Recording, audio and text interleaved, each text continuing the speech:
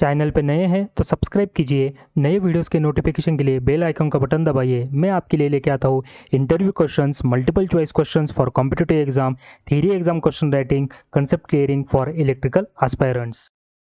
Hello everyone, मैं हूं तुषार। स्वागत करता हूं मेरे यूट्यूब चैनल इलेक्ट्रिकल ऊर्जा में। तो चलिए दोस्तों, शुरुआत करते हैं आज के वीडियो को। आज का हमारा वीडियो है numericals on purely resistive circuit.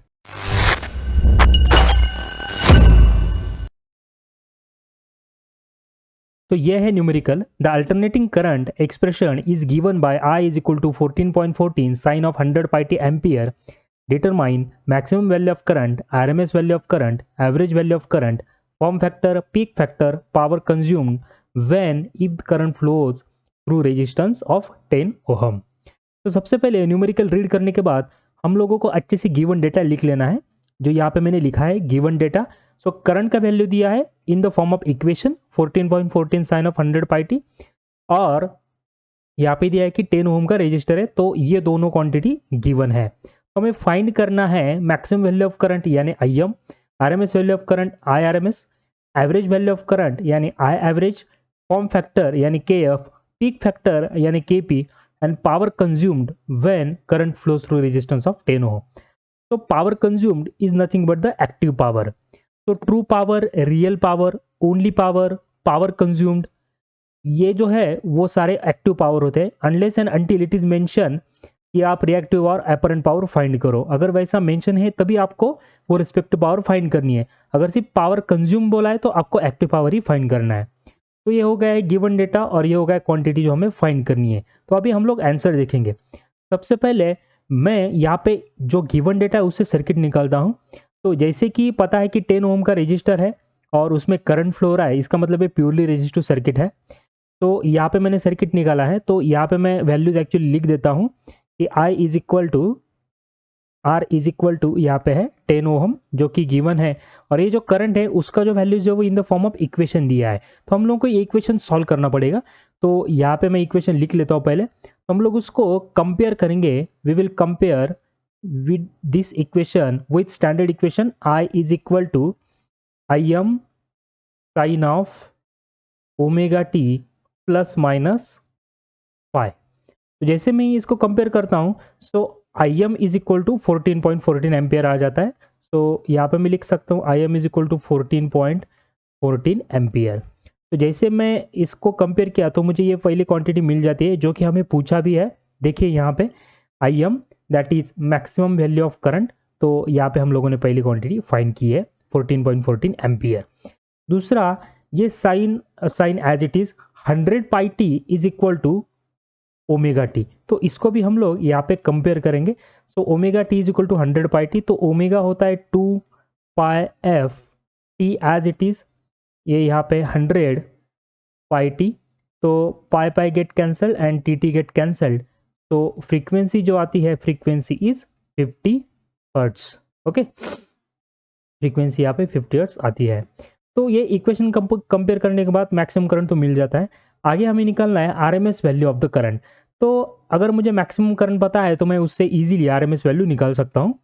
तो यहाँ पे मैंने समझने के लिए फिर से गिवन डेटा और सॉल्यूशन यहाँ पे लिखूंगा। मैं IM का जो वैल्यू है हम लोगों ने अभी फाइंड किया है, IM is equal to 14.14 ampere. तो स्टैंडर्ड फॉर्मूला है IRMS is equal to, standard formula बताता है RMS equal to IM divide by √2, और इसको ऐसे भी लिखते हैं 0.707 IM। ओके, तो कौन सा भी फॉर्मूला आप यूज कर सकते हो। सो IM है 14.14 डिवाइड बाय √2। तो इसका जो आंसर आ जाएगा कैलकुलेटर पे आप करोगे तो ये आ जाएगा 10 एम्पियर। तो IRMS is equal to 10 ampere. तो given values of voltage and current, अगर मैं ऐसा सर्किट निकालता हूँ तो उसमें जो करंट फ्लो होने वाला है वो हमेशा IRMS रहता है, जिसका वैल्यू हम लोगों ने अभी फाइंड किया है 10 एम्पियर। उसके बाद हम लोगों को पता है कि रेजिस्टर का जो वैल्यू है वो भी 10 ओहम है यहाँ पे। तो IRMS है 10 एम्पियर, रेजिस्टर है 10 ओहम। तो यहाँ पे मैं लिख सकता हूँ V is equal to I into R, ohm's law. तो यहाँ पे मैं लिख सकता हूँ in the form of RMS, VRMS is equal to IRMS multiply by resistance. तो VRMS हमें फाइंड करना है।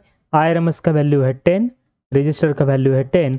तो VRMS is equal to 100 volt.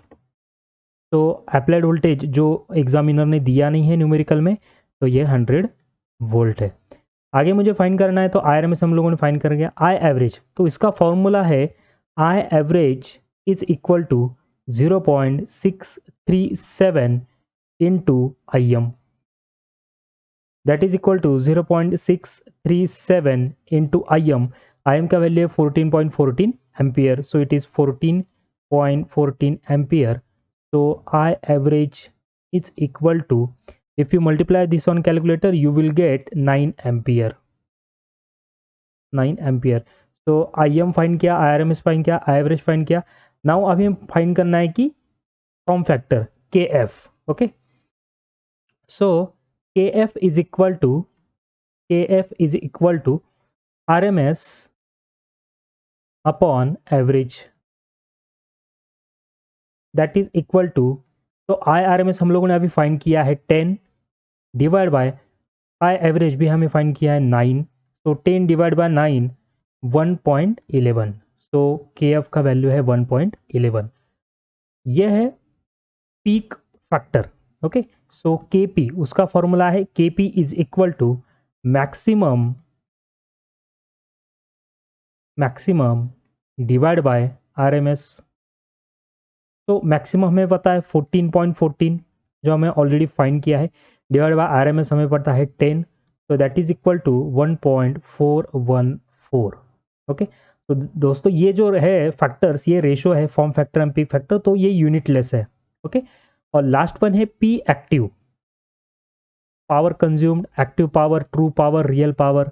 उसका फॉर्मूला है VI cos of phi। Okay, so given values of voltage and current are always RMS values, even power is also calculated in the form of RMS, so it is VRMS I RMS cos of phi, that is equal to, so VRMS हम लोगों ने already calculate किया है। VRMS का जो value है वो है 100 गिवन टू द सप्लाइड, यानी कि सर्किट को जितना दिया है हम लोगों ने फाइंड किया है, supplied voltage to circuit, into IRMS। IRMS हम लोगों ने फाइंड किया है 10 multiply by cos of phi, cos of phi for purely resistive circuit phi is equal to 0, therefore cos of phi, that is cos of 0, is equal to 1। for purely resistive circuit power factor is unity, so multiply by 1, so P active is equal to 1000 watt, that is equal to 1 kilowatt. तो this is the numerical. ये दूसरा जो numerical है वो काफ़ी interesting है, क्योंकि first numerical से ये एग्जैक्टली रिवर्स्ड है। तो अगर आपको प्योरली रेजिस्टिव सर्किट का थ्योरी पार्ट देखना है, तो ऊपर राइट हैंड कॉर्नर में अभी जो आपको आई बटन दिख रहा है उस पर क्लिक करके आप प्योरली रेजिस्टिव सर्किट का थ्योरी का वीडियो देख सकते हो। तो अभी हम लोग ये सेकंड न्यूमेरिकल सॉल्व करेंगे। 50 hertz voltage 230 volt is applied to 100 ohm resistor, write the time equations for voltage and current and find the power consumed by the resistor। तो सबसे पहले न्यूमेरिकल पढ़ने के बाद हम लोग गिवन डेटा लिख लेते हैं।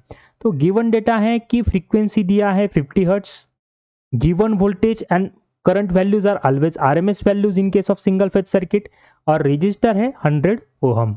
तो फाइन क्या करना है, time equations for voltage and current, यानी कि V is equal to Vm sin of omega t, that is applied voltage in volts, and current का time equation I is equal to Im sin of omega t plus minus 5।